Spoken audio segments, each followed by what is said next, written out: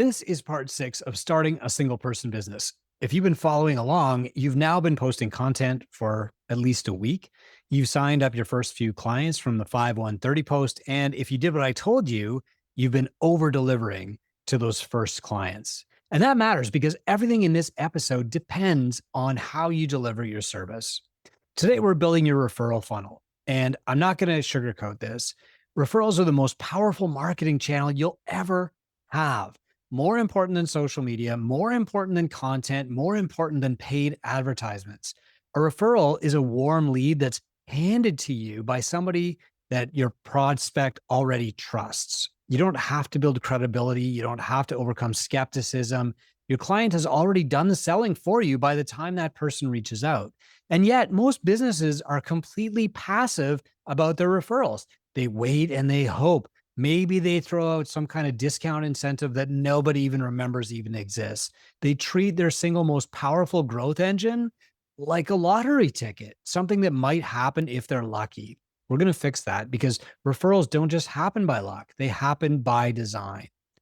Let me tell you what doesn't work. Offering your clients 50 bucks off for a free month or some kind of credit for every friend that they bring in. That model works for software companies and sometimes for products because signing up is as easy as clicking a button or hitting add to cart. It works for subscription services where you're already locked into a membership and the barrier to entry is low. It does not work for service based businesses. And if you're following this series, you're almost certainly building a service based business. Here's why it doesn't work. Joining a service is more complicated than just pressing the click here button or the buy now button. Your potential client has to have a conversation with you. They have to trust you. They have to make time in their schedule. They have to like you. They have to overcome inertia and maybe some fear or uncertainty. Your existing client isn't a salesperson for you. They don't know how to handle objections or close a deal. When you give them a referral card and you say, oh, share this with some of your friends, you're delegating your entire sales process and the value of your marketing to somebody who has no idea how to sell it. And so they don't. The card sits in their wallet.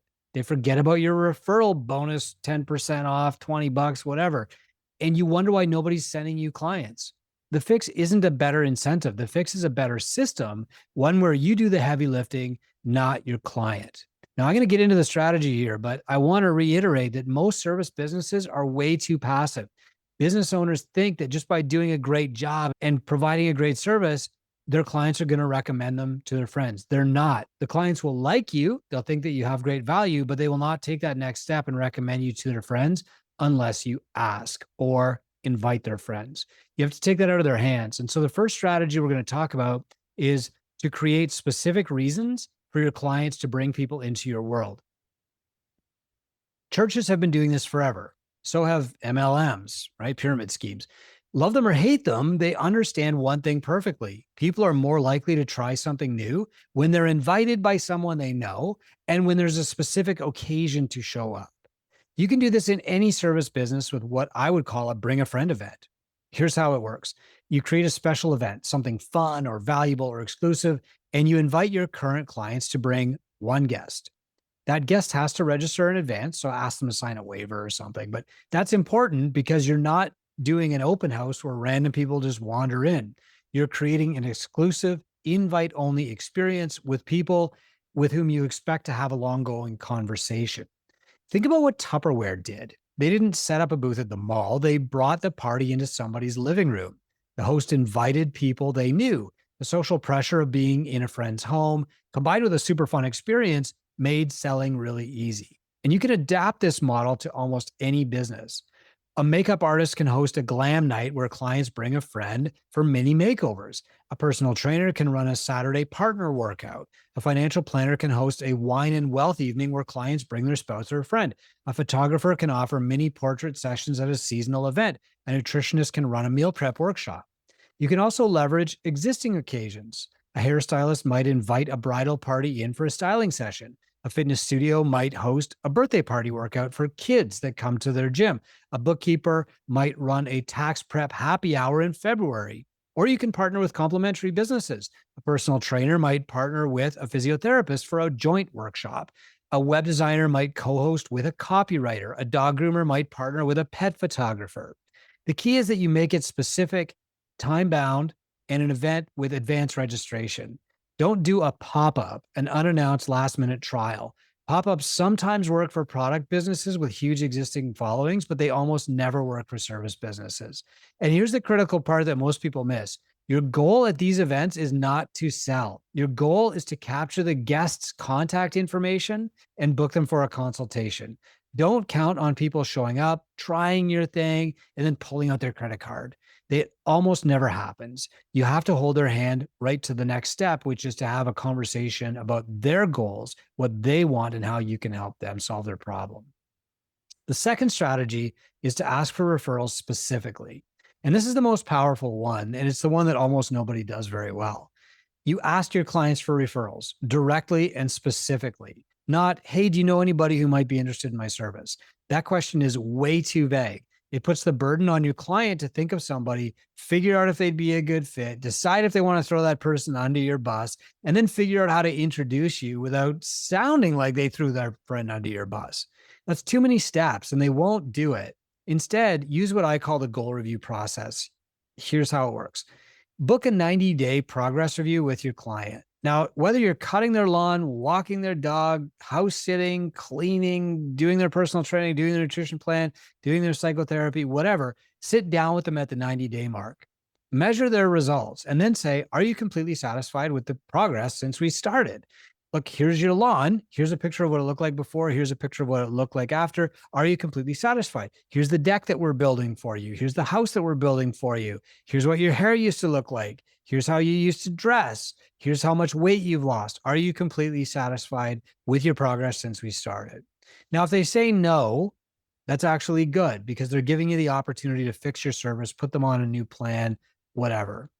And if you want to say no, honestly ask yourself, if money wasn't an issue, what would I tell this client to do? You're being prescriptive here. You're overcoming the own barrier in your own head. If a client says, actually, I'm not completely happy with the way that my lawn looks, make a new prescription. We can fertilize while we're here. Don't let the voice in your head say that's too expensive or they can't afford it. Lay out the prescription and then plan to meet again in 90 days. But if they say, yes, I'm completely satisfied with my progress since we started, this is the golden moment. And you need to do two things. Number one, make them famous. Take out your phone and say, I'm so excited for you. I'd love to tell your story. Can I record a quick video? This will take less than 3 minutes. Have them answer a couple of questions for you. What brought you to my business? What results have you seen? And what's your favorite part of the experience? That's it. It works for hairdressing, dog walking, personal training, whatever. Now, that video is going to become content. It's social proof. It's fuel for the content funnel that we're going to be building next. But second, and this is where most people stop, ask who has been most helpful to them in their journey. Is it their spouse, their friend, their coworker? What? That's the person with the highest affinity to your business. They've been hearing about you from your client for months. They're already warmed up. Then you can make a specific offer. So not, hey, send them my way or what's their email address? Instead, say, I'd love to help that person too. Could I offer them a free consultation or a free session as a thank you for helping you? Then what's the best way to reach them? Should I send them a message or would you rather introduce us over email or phone? Now, you want to approach this as, how can I thank them for the help that they've given you? So, for example, if you've got a personal training client who has been most helpful to you on this journey, well, my wife, she actually helps out by doing the grocery shopping and preparing my food and not letting us have any cookies in the house. That's amazing. She's kind of my silent partner here. How can I thank her for helping you on this journey too? Would you like to bring her in and do a private session one-on-one with her? It's on me just as a thank you. Can you introduce us over text? Okay. That's what you're looking for. If it's something like, actually, my boss has been super helpful to me because sometimes I've been coming back to work and I'm a little bit sweaty. He lets me go to the bathroom for 5 extra minutes and clean up. He understands that this is actually helping my performance. Wonderful. And your boss is really helping both of us. How can I thank your boss? Can I offer her a personal training session with you to come in and work out like that? You want to always approach this as thanking up, thanking the next person in line, the person with the highest affinity who's already heard about you, who already probably likes you and trusts you. Okay. So that's what you're basically looking for here. You're doing the work though. You're not just saying to your client, hey, you should tell your boss about me, or hey, I should come in and do a seminar at your work. You're making a specific suggestion. You're holding your client's hand through the process and doing the marketing and sales with them instead of handing it over to them. After that, look at who else in your client's life could benefit from your service. This is not a vague question, it's a specific one based on what you know about them. So I'm going to show you a cheat sheet that I'm going to give you here. This is called the Affinity Marketing Cheat Sheet, and you can get a copy if you just go to businessisgood.com, click on the blog, find this episode, and just scroll through the show notes. You'll find a link to this cheat sheet. You can just download it for free. I'm not going to ask you to sign up or anything. But what you want to do until you're really great at this specific exercise and asking for referrals is you want to do this exercise with 5 or 6 of your best clients. So you message the client, hey, I'd love to come in and just chat about your progress. Can you spare 10 minutes after our next appointment? Something like that. Make it really easy, convenient for them. Take them for coffee if you want to, but it's usually easiest for the client to stick around for 10 minutes after your regular appointment. Before they come in, you want to open up this cheat sheet and you want to write their name under client. And then you want to ask yourself, who do I know in their family or who have they spoken about before? Have they mentioned their wife? Have they mentioned their kids? Have they mentioned their dog? Write that name under family. Then you want to ask yourself, what do I know about their workplace? Have they mentioned their best buddy at work? Have they mentioned their boss? Have they mentioned a coworker that they like? Write their name under coworker. Who are their friends? Who do they talk about when they're here? What did they do on the weekend? Who did they do it with? Who do they hang out with? Who do they go out with on Friday? Write their friend's name next. And then finally, write down their hobby. Where do they spend their times? Is it their kids' soccer games? Is it cycling? Do they golf on the weekends? Do they ski? Write that down. Now, it's unlikely that you're going to know something in each category for every single one of your clients. Start with the 5 clients that you like the most. You probably know the most about them and fill this in as much as you can. If you know where they work, but they don't talk about their coworkers, no problem. Just leave that one blank. If they don't talk about their family very much, but they're always gabbing on about their friend Libby, write Libby under friend. These are the people who have already heard about you. I guarantee it because you've heard about them. They're also hearing about you. And so these are the people that you should thank up and introduce to try out your service next because they have the highest affinity to your service already. This works so well that I'm confident it'll work for any service business. It will take some practice. So use that affinity marketing cheat sheet to get some reps in before you do it for the first time. But I'm also going to give you 10 examples right now from different service industry businesses. I'm going to start with gyms and personal trainers because I have worked in that industry for 20 years and I'm very comfortable with it. But I'm going to talk about bookkeepers and accountants in 10 completely different service industries. If you're not sure how you should approach this with your clients, by all means, shoot me a DM at Coach Chris Cooper or send me an email through the businessisgood.com website, and I'll be happy to give you some ideas. So first, the goal review and the referral ask for personal trainers. At your 90-day goal review, measure their progress. Take their body composition or look at their strength numbers or whatever you track. Ask if they're satisfied. If yes, you film the testimonial. Then look at the affinity marketing cheat sheet.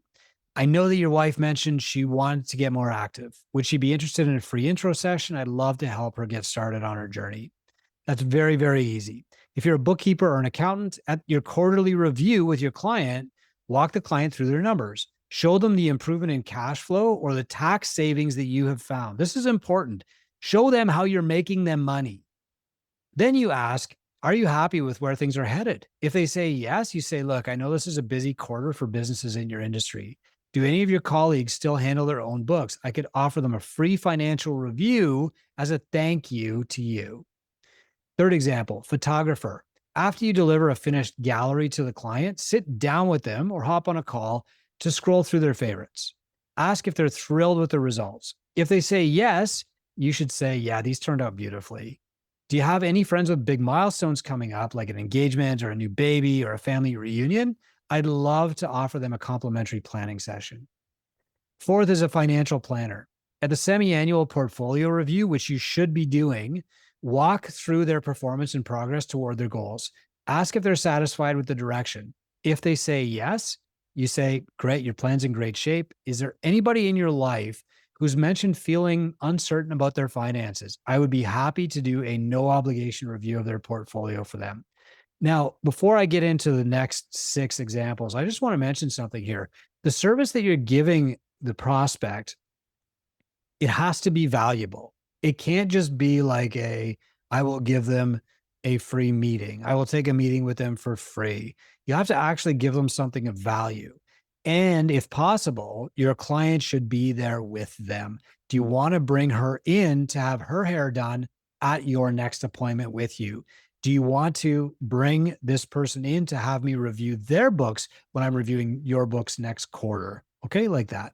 The fifth example is a web designer or marketing consultant. And I wanted to include this one because I know a lot of people in this bucket who are trying to run a marketing business are terrified right now.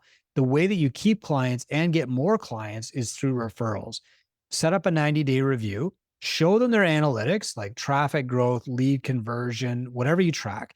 Ask if they're happy with the results. If they say yes, say, do you know anybody else in your network who's been complaining about their website or struggling to get found or just overwhelmed with the idea of marketing? I can do a free website audit for them. Sixth example, massage therapists and physios. Add a regular check in with a client. Assess progress on the issue that brought them in. Ask if they're feeling the improvement that they wanted. If they say yes, say, I'm glad you're feeling better. Does anybody in your family or at the office deal with chronic pain or tension? I have an opening next week. I would love to help them out as a thank you to you again. Seventh example, real estate agent. After the closing, do a 90-day follow up. Reach out. Almost no real estate agents do this, but the top 1% do. Ask how they're settling in. Then say, now that you've been through the process, you know what a difference it makes to have somebody in your corner. Do you know anybody who's starting to think about buying or selling? I'd be happy to have a no pressure conversation to give them some tips. Eighth example, a tutor or an education coach. This is growing in importance and popularity. At their progress review, maybe after a grading period or an exam cycle, show the students improvement from where they started to where they are now. Test before and after. Ask the parent if they're happy with the results. If the parent says yes, say, do any of the other parents at school mention their kids struggling with the same subject or a different subject? I have a couple of spots opening up next term, and I want them to go to kids with families that I already know. Ninth example, dog trainer. At the final session or a follow-up check-in at the end of the summer, a quarterly meeting, find an excuse, review the dog's progress. Ask the owner if they're happy. If they say yes, you say, your dog has come such a long way. Do you have any friends at the dog park or in your neighborhood whose dogs pull on their leash or they have behavior issues? I'd love to come in and do a free 20-minute training session with them as a thank you to you. And number 10 is an interior designer or a home organizer. After you've completed the project, do a walkthrough and review. Show them before and after pictures. Ask the client if they love the result. If they say yes, say, I'm so glad you love it. When your friends come over and see this, somebody's going to ask who did it. When that happens, I'd love for you to connect us or just send me their name and I'll reach out with some details and come over and do a free walkthrough of their location. I'll make sure to give you credit for it. That's the key. The client should feel like they are actually giving a gift to their friend instead of throwing their name under the bus to a salesman that's going to sell them something they don't want. The third strategy for building referrals is to build them into your client journey so they're just a natural part of the conversation. And this actually works with the first two, it makes them easier. At your very first meeting with a new client, during your onboarding or your first haircut, or when you're going through the books for the first time, tell them this. Hey, if you're very happy with our progress together at the 90-day mark, I'm going to ask you for a referral. Say it plainly, set the expectation up front. That is mildly awkward the first few times you say it, but it's nowhere near as awkward as asking for a referral the first few times. And if you say this one barely awkward thing in the beginning, the harder question of asking for the referral gets a lot easier later. By the way, the best way to make this easy and comfortable and get more referrals is just to do it a lot. You'll get comfortable with it. It'll feel natural. You'll be optimistic about it and confident, and the client will see that and they'll be way more likely to give you a referral. So if you set the expectation up front, it gets easier. It does three things really. First, it eliminates the awkwardness. When you ask for the referral at the 90-day mark, they're not surprised. They've been expecting it. They might have been thinking about it enough to have a potential referral in mind. It's just part of the process, not a weird favor that you're just springing on them out of the blue. Second, it really gets them thinking about it early. So from day one, they're subconsciously noticing people in their life who might benefit from your service. By the time you ask, they've already thought of someone. And third, it raises the stakes on your delivery. You've essentially told them, I am so confident that you're going to be happy that I'm building the referral ask into our early process. That's a powerful signal and it holds you accountable to over deliver. Let me put this in context. You've built four things now. You've built a product, a platform, a social media presence, and a referral system. These are your first two marketing funnels, social media and referrals.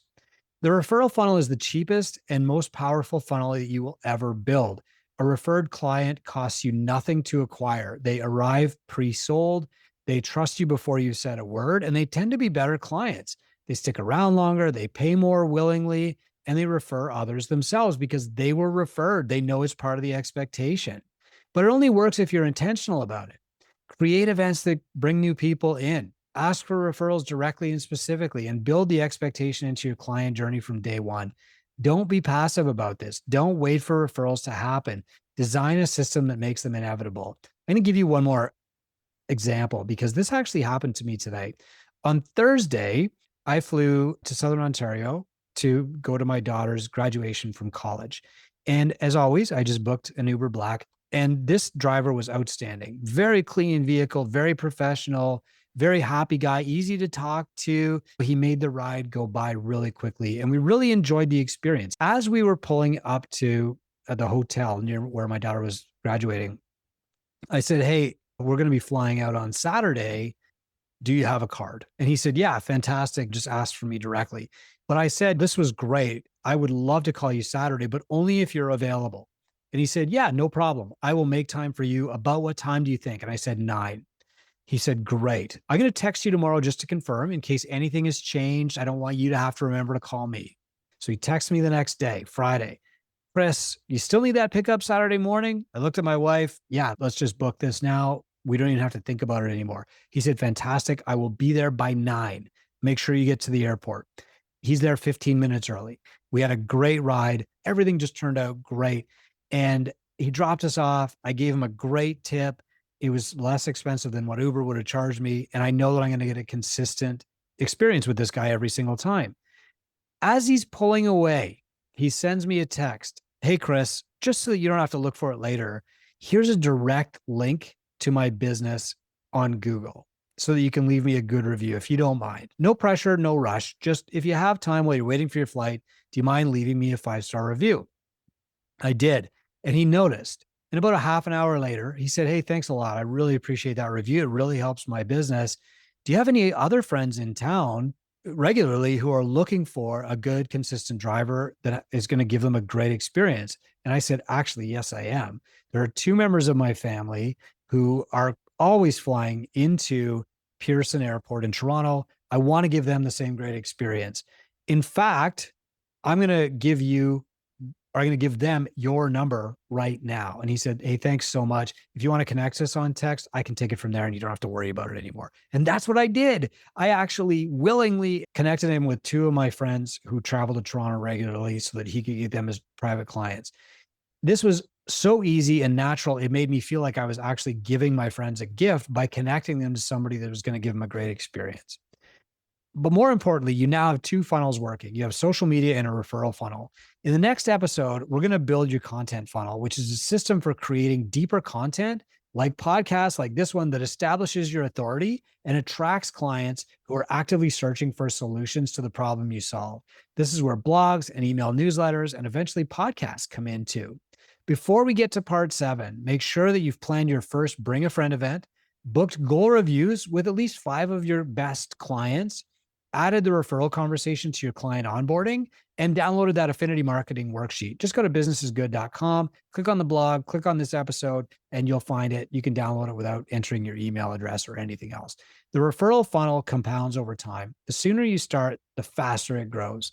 This is Business is Good. I'm Chris Cooper. And if this was helpful, share it with somebody who's building a business. And if you want to practice what you just learned, this episode is a referral moment. If you know somebody who would benefit from this series, just send it to them right now. Next episode, part 7, we're going to build your content funnel. I'll see you then.